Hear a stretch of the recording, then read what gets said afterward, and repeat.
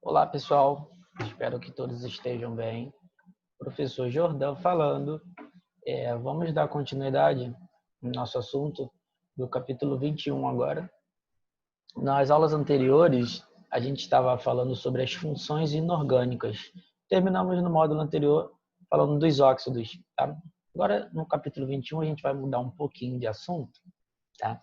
E vamos dar uma contextualizada, falar de alguns fenômenos que acontecem na nossa atmosfera, tá? Falar dos principais gases que compõem o ar da atmosfera, né? E uns fenômenos bem famosos que ocorrem aí, tudo bem? Então vamos lá. Só descer aqui. Então, para iniciar nossa aula, galera, eu só vou fazer aquela divisão clássica, né, que vocês aprendem lá na geografia, que são as 5 camadas da atmosfera que a gente conhece, né? Que é a troposfera, estratosfera, mesosfera, termosfera e exosfera, tá? Que está em ordem da mais interna para a mais externa, a mais próxima da gente até a mais distante, a mais externa, que é a exosfera. A atmosfera ela tem um comprimento, uma extensão de 10 mil quilômetros. E na aula de hoje, a gente vai dar uma atenção especial à troposfera, tá? Porque é onde apresenta a maior concentração dos gases que a gente vai estudar, né? Onde acontecem os fenômenos que a gente vai falar na aulinha de hoje.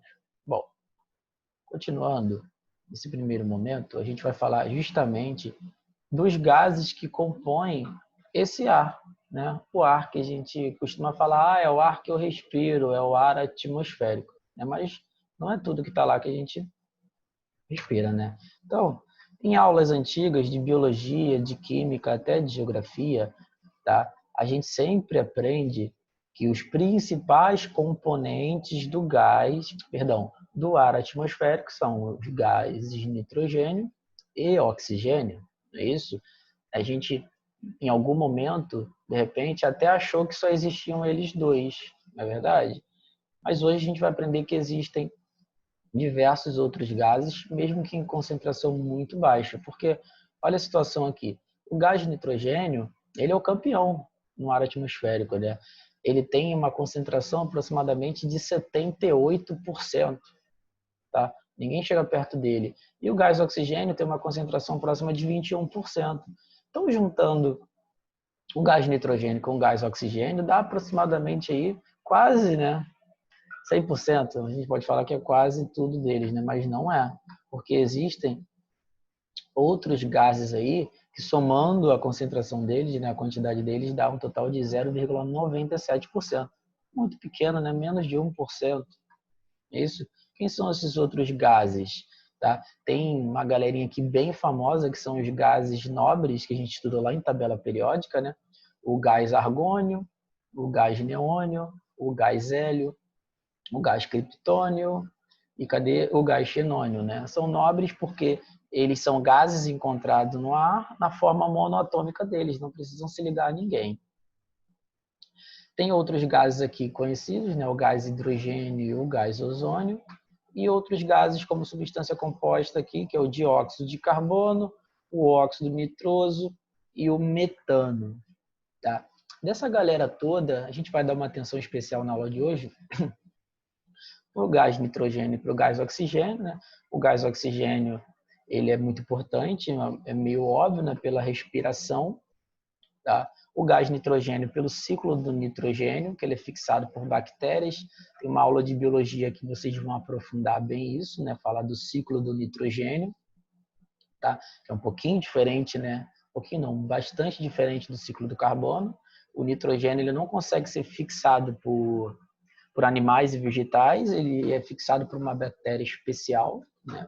Existe uma bactéria específica que faz isso, né? Para converter o gás nitrogênio. O dióxido de carbono e o metano, que são os principais gases estufas, né? Aqueles gases que conseguem absorver radiação e manter a temperatura média da Terra. Então, a gente vai ter que falar disso aqui, porque existe um agravamento, né? Um agravamento do efeito estufa, que é perigoso. E o gás ozônio, que é o gás responsável por filtrar a radiação ultravioleta, né? Mais especificamente ultravioleta B e ultravioleta C, tá? Presente na luz solar. Bom, vamos continuar aí, pessoal, falar nesse primeiro tópico aqui, né, que fala de um ciclo biogeoquímica. A gente pode considerar até o mais famoso, porque aparece bastante em concursos aí, que é o ciclo do carbono, tá? O ciclo do carbono basicamente é o quê, né? É o gás carbônico sair da atmosfera e voltar. Sair da atmosfera e voltar, né? Por isso que a gente diz que é um ciclo, né? Um ciclo até em equilíbrio, ok? Todos os seres vivos, eles apresentam carbono na sua composição. Eu tenho carbono, você tem carbono, essa árvore aqui tem carbono, essa vaquinha aqui tem carbono. De onde vem esse carbono? Vem justamente da atmosfera. Ah, mas a concentração dele não era muito pequena? Sim, é muito pequena, mas é o suficiente para manter esse equilíbrio aí dos ecossistemas. Tá? Mas vamos lá, como é que acontece isso? Eu consigo captar, fixar esse gás carbônico daqui da atmosfera? Não. Essa vaquinha consegue? Também não. Como é que acontece isso? Através da fotossíntese, né? Por esses vegetais aqui. Plantas, algas, né? Seres clorofilados no geral aí. Isso, eles fazem fotossíntese, conseguem captar o gás carbônico e produzem glicose e oxigênio. Está aqui a reação bem famosa, né? Da reação da fotossíntese. Ok? Então, como que a gente consegue captar carbono, por exemplo? Pela alimentação. Essa vaquinha aqui está comendo essa planta aqui, então essa vaquinha também capta carbono através desse processo, ok? Mas quem consegue fixar o gás carbônico da atmosfera são as plantas, tá? Os vegetais aqui pela fotossíntese, ok? E como que se volta? Essa glicose é produzida, a gente utiliza na respiração celular e devolve gás carbônico, converte e devolve gás carbônico para a atmosfera, ok? Isso é um ciclo, é um equilíbrio, tudo bem? Produção de energia lá, libera gás carbônico de volta. Então, fotossíntese, fixa o gás carbônico, respiração celular, devolve o gás carbônico para a atmosfera, ok? Qual seria uma outra forma de devolver esse gás carbônico para a atmosfera? Está vendo essa árvorezinha aqui? Se eu chegar aqui e tacar fogo nela, né, eu vou fazer uma reação de combustão. Né? Como grande parte desse vegetal está incorporado carbono, né, vai liberar gás carbônico. Tá? Mas tem grandes problemas eu fazer a queima dessa árvorezinha aqui? Vai ter um grande excesso de gás carbônico aqui? Até causa um problema, mas não é tão grave assim. Por quê? Plantei essa árvorezinha aqui, vamos supor que ela viveu 10 anos, na nossa época. Eu plantei ela em 2000 e ela queimou em 2010. Ela ficou lá 10 anos fazendo o papel dela. Ela ficou lá 10 anos fazendo fotossíntese, fixando o gás carbônico. Né? Quando eu queimar ela, ela vai devolver, né, o gás carbônico para a atmosfera. A gente faz a conta e vê o saldo. Isso então não causa grandes problemas. Tá? Quando que é muito grave, quando que a concentração de CO2 foge do controle, fica acima do normal? Quando a gente queima combustíveis fósseis. Tá? É o carbono que não é da nossa época. Ok? A gente tem matéria orgânica, né? A gente tem seres que viraram fósseis desde lá da época dos dinossauros, de milhões e milhões de anos, né? Que estavam numa profundidade, né? Se fossilizaram lá, que não estavam causando dano nenhum, estavam quietinhos lá. Né? Eles vão sofrendo decomposição em condições bem específicas, reações extremamente lentas de milhões e milhões de anos, e formam o que a gente chama, que a gente conhece como petróleo, né? Que é uma mistura de combustíveis ricos em carbono. Né? Aí é que mora o perigo. É isso que, a partir do petróleo, a gente fabrica gasolina, óleo diesel, querosene, e a combustão dessas substâncias libera muito gás carbônico. Só que a gente está liberando um gás carbônico que não é dessa época. Né? A gente está queimando carbono de milhões e milhões de anos. Tá? Que não estava participando desse ciclo, desse equilíbrio aqui. Então, a queima de combustíveis fósseis é o principal causador, tá, do excesso de gás carbônico, como consequência, aumento do efeito estufa, do aquecimento global, derretimento das calotas polares e por aí vai. Tudo bem, pessoal? Seguindo, a gente vai falar um pouquinho do gás ozônio aqui, né? A gente já tinha adiantado ali. É um gás responsável por filtrar, tá? Radiação ultravioleta, né? De dois tipos, que é a UVC, ultravioleta C, e UVB, que é ultravioleta B. A diferença é no comprimento de onda, tá? E o poder de penetração na pele é um pouquinho diferente, tá? Uma queima mais a pele que a outra e a outra penetra mais na pele, ok? Então, tem que existir um equilíbrio lá na região onde tem o gás ozônio. Há muitos anos atrás, existiam os tal dos CF6, né, compostos de clorofluorcarbono, né? Onde é que tinham esses caras? Em desodorantes, em motor de ar-condicionado, em motor de geladeira.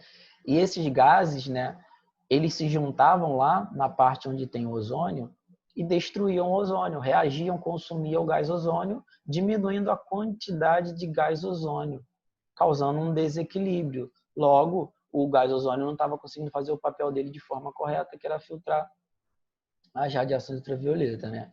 Então, desde 1987, esses gases, esses CFCs, foram substituídos, tá, por outros gases que não causam esse dano. E desde então, esse problema ele vem sendo amenizado. Tá? Nesse próximo tópico aqui, a gente vai falar da chuva ácida, né? Da formação da chuva ácida. Também é um outro fenômeno bem conhecido aí, tá? Eu posso considerar a chuva ácida um fenômeno natural também, porque a partir do momento que eu tenho gás carbônico na atmosfera, que é um óxido, a gente estudou isso na aula passada, né? E é um óxido que tem classificação ácida, tá? Quando ele entra em contato com a água da chuva, ele forma um ácido. Só que no caso do CO2, do gás carbônico, né, é uma chuva ácida bem fraquinha, porque o ácido carbônico ele é muito, muito, muito fraco. Tá? Onde que começa a agravar, onde que começa a dar problema? Quando a gente tem ácidos provenientes de óxidos, ácidos de enxofre e de nitrogênio, né? Então, aqui eu tenho 3 reações em sequências até a formação do ácido sulfúrico, né? Que é a oxidação do enxofre. E da onde vem esse enxofre? Também vem da queima de combustíveis fósseis. Então, né? Queima de combustíveis fósseis polui bastante, galera. Então, queimou lá, combustíveis que têm teor de enxofre, o enxofre é oxidado até SO2. Né? Ele reage com o gás oxigênio presente no ar e forma o SO2, que é um óxido ácido, que é o anidrido sulfuroso. Não é isso? Então, ele continua reagindo e ainda é oxidado a SO3, que é o anidrido sulfúrico. Tá? Esses gases, né, SO2 e SO3, eles se depositam lá próximo das nuvens, onde pode acontecer uma precipitação, uma chuva. Né? A gente aprendeu na aula de óxido, né, que um óxido ácido, né, ele, quando é hidratado, ele em contato com a chuva, ele forma um ácido. Como eu tenho anidrido sulfúrico formado, ele em contato com a água, ele vai formar um ácido sulfúrico. Beleza? Então, se eu tiver uma concentração elevada de enxofre, vai dar problema, tá? Eu vou ter uma solução ácida, tá? Mas existe uma escalazinha que a gente aprendeu lá na aula de ácidos e bases, né? Para saber quando uma solução é ácida, neutra ou básica, que é aquela escala de pH. É uma escala que varia de 0 a 14, tá? Quando esse pH ele é inferior a 7, a gente diz que o pH está ácido. Quando ele é igual a 7, o pH é neutro. E quando ele é maior que 7, a gente diz que esse pH é básico ou alcalino. Okay? Quando que a chuva ácida ela é de fato perigosa? Quando que ela causa danos, consequências graves? Quando ela tem um pH igual ou inferior a 5,6, aí está causando grandes problemas. Existem algumas consequências, principalmente para a água dos rios, né? Principalmente para o solo, prejudica bastante a agricultura. Okay? Então é importante a gente pensar em 2 coisas. Como combater isso? Né? O principal é parar de jogar enxofre na atmosfera, parar de queimar combustível fóssil. Né? Que aí eu vou produzir menos solução ácida, ok? Mas isso acontecendo, ainda assim, existe alguma técnica para amenizar isso? Existe, né? Que a gente usar substâncias de caráter básico para tentar neutralizar essa água que tem um pH ácido. Por exemplo, eu tenho um solo aqui que ele é muito prejudicado quando tem um pH ácido, né? Eu não consigo plantar, né? Não consigo colher lá meus produtos, meus alimentos. Então, antes da água da chuva, que tem, sei lá, pH 5,5, entrar em contato com o solo, eu posso revestir todo esse solo com uma substância que tenha caráter ácido. E a água da chuva, que está com caráter ácido, entra em contato com essa substância de caráter básico e é neutralizado. Sendo assim, não causa danos, né? Não diminui o pH do solo, deixando ele ácido. Ok, pessoal? Então, seguindo, a gente vai falar agora, né, esse tópico 6 aqui, ele fala de perigos no ar. Esse lance de perigos no ar é justamente essa emissão excessiva desses gases, né? A ação do homem, a ação industrial. Tá? Essa prática é muito perigosa. Por quê? Voltando lá no assunto de efeito estufa, ok? Não é só o gás carbônico que é responsável pelo efeito estufa. Tá? Gás carbônico, metano, só que alguns gases, tá, têm a capacidade de absorver mais calor que outros. Por exemplo, o metano, ele é bem mais perigoso que o gás carbônico. Só que o gás carbônico existe em maior quantidade, tá? Às vezes até é melhor você queimar o metano e liberar gás carbônico para a atmosfera do que deixar o próprio metano ir para a atmosfera, porque a capacidade dele de absorver radiação é muito maior do que a do gás carbônico, tá? Então a gente diz, né, a gente considera o gás carbônico principal pela quantidade dele, que é maior do que a do metano. Então, esse perigo no ar é justamente isso, galera. É o excesso, né, desses gases causado, né, como consequência da ação do homem, tá? E principalmente da queima de combustíveis fósseis, ok? Queimou combustível fóssil, liberou enxofre, né? Como consequência vai ter chuva ácida, que vai gerar outras consequências, tá? Queimou combustível fóssil, liberou muito gás carbônico, vai aumentar a concentração de gás carbônico, vai agravar o efeito de estufa, vai aumentar a temperatura média da Terra, vai causar consequências, tá? E por aí vai. Tudo bem, pessoal? Então, nossa aula por hoje está terminando. A gente se encontra numa próxima, tá? Um grande abraço e se cuidem, pessoal.